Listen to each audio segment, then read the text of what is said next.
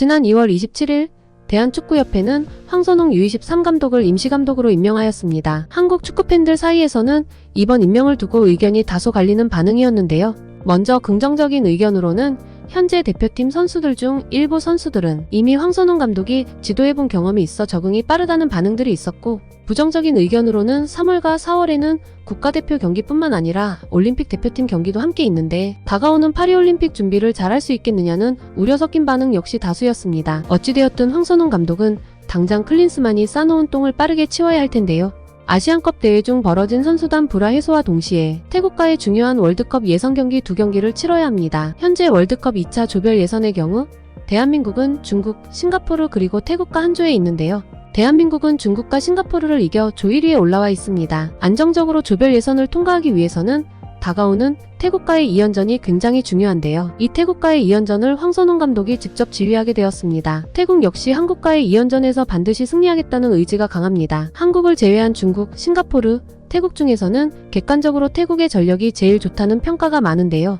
그와 별개로 태국은 현재 중국에게 일격을 당해 패배한 상태여서 한국과의 이번의 경기 중 한 경기를 반드시 승리해야 중국을 제치고 월드컵 최종 예선에 진출할 수 있습니다. 한편 중국 역시 한국과 태국의 경기 결과에 많은 관심을 보이고 있습니다. 중국 입장에서는 현실적인 목표인 조 2위로 예선을 통과하길 바라고 있는데요. 만약 대한민국이 태국과의 2경기를 모두 이기게 된다면 중국은 5차전에서 태국을 만나서 비기기만 해도 최종 예선 진출이 확정되기 때문이죠. 더군다나 5차전의 중국과 태국의 경기는 중국 홈에서 열리기 때문에 아마도 중국은 태국을 일부러 쿤민과 같은 고산지대로 끌고 간 다음에 중국 특유의 소림축구로 대놓고 비기기 전략을 구사할 가능성이 매우 높습니다. 태국 입장에서는 지옥 같은 상황이나 중국 입장에서는 제일 원하는 시나리오죠. 그러다 보니 중국에서는 자연스럽게 새로 부임된 황선홍 감독에 대해 관심이 많을 수밖에 없는데요. 제발 황선홍 감독이 한국 대표팀을 잘 이끌어서 태국을 이겨주었으면 하는 반응들이 많습니다. 실제로 중국 팬들은 황선홍 감독을 환영하며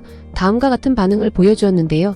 제발 한국이 태국에게 2패를 안겨주기를 진심으로 기원한다. 황선홍 감독이 태국전에서 2승을 거둔다면 중국의 월드컵 진출에 큰 도움이 될 거야. 맞게 선임한 것 같아. 한국 대표팀은 한국 코치가 이끄는 게 어울려. 황선홍이 말디니 머리를 후려친 그 사람이 맞지? 아니 그건 이천수야. 황선홍은 당시에 포항 스틸러스를 잘 이끌었었지. 그런데 사실 황선홍 감독의 경우 중국에서도 이미 어느 정도 잘 알려져 있습니다. 다만 문제는 알려진 이유가 어이없게도 바로 중국과의 악연이라는 것이죠. 황선홍 감독과 중국과의 악연은 선수 시절부터 시작되었는데요. 98년도 프랑스 월드컵 바로 직전에 펼쳐진 중국과의 친선 경기에서 황선홍은 중국 골키퍼 장진에게 소림축구 태클을 당해 그만 무릎이 박살나고 맙니다. 심지어 그 태클이 얼마나 심했냐면 인대가 끊기는 소리가 들렸다는 말이 있을 정도였습니다. 결국 황선홍은 프랑스로 가는 비행기는 탔으나 부상 때문에 한 경기도 뛰지 못하고 쓸쓸히 귀국했습니다. 당시 감독이었던 차범근 감독이 황선홍은 대표팀 전력의 50%를 차지하는 선수다라고 말했을 정도로 중요한 선수였던 황선홍이 없는 대한민국은 결국 힘 한번 제대로 못 써보고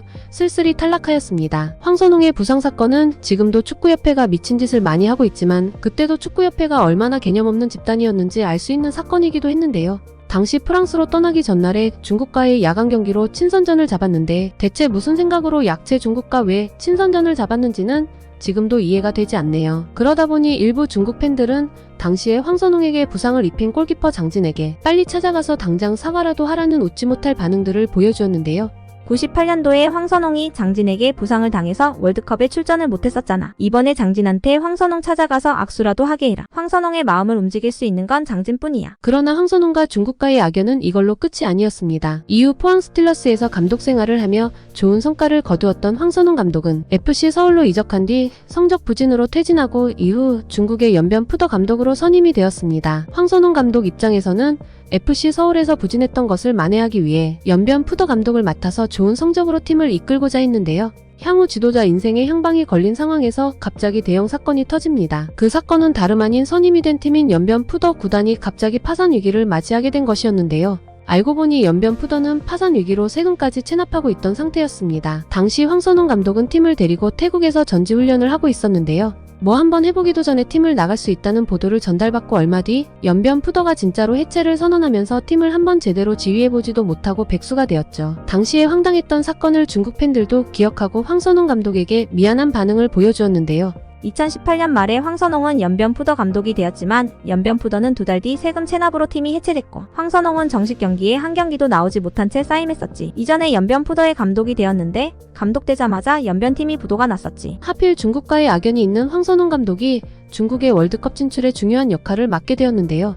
일단 황선홍 감독은 첫 업무부터 클린스만과 정반대의 행보를 보여주기 시작했습니다. 해외에서 재택근무를 일삼던 클린스만과 다르게 황선홍 감독은 다음 달 1일 전북대 대전의 K리그 개막전과 2일 광주대 서울의 경기를 관전하고 이어서 11일에 A대표팀 명단 발표와 동시에 기자회견을 진행한다고 합니다. 어떻게 보면 국가대표팀 감독이면 당연히 수행해야 되는 업무임에도 불구하고 국민들 입장에서는 고구마만 먹고 꽉 막힌 속을 사이다처럼 뚫어주었는데요. 클린스만은 K리그를 거의 직관하지 않고 국내에 있지도 않았었죠. 그러다 보니 이 경기들을 챙기는 것만으로도 긍정적인 평가를 받고 있습니다. 또한 이미 코칭 스태프로 벤투 감독 당시의 코치였던 마이클 김 코치를 수석 코치로 선임하고 이외에 조용영, 정조국, 김일진, 이재용 등 코치진 선임을 모두 마무리하며 빠르게 팀을 재정비하고 있습니다. 과연 황선홍 감독은 위기에 빠진 대한민국 축구를 구원함과 동시에 중국의 월드컵 진출까지 도와줄 수 있을까요? 다가오는 월드컵 예선전이 더욱 기대가 되는 이유입니다. 오늘도 반응이 찰진TV를 끝까지 시청해주셔서 감사드리며 재밌게 보셨다면 구독과 좋아요 꼭 부탁드리겠습니다.